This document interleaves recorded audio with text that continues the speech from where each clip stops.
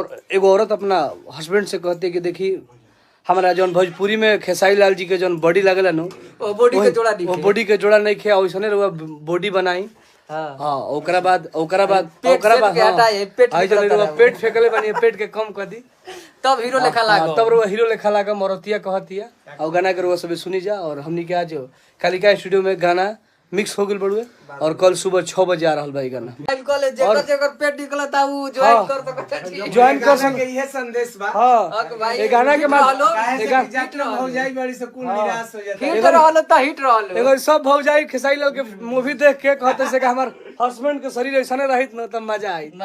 तो काल भोरे गाना छूटत ना। हां काल भोरे धुआं हो धुआं हो जाई जाई भैया लोग जेकर पेट निकलल और ये भी बा अपना मेहरारू के बात मानो लो।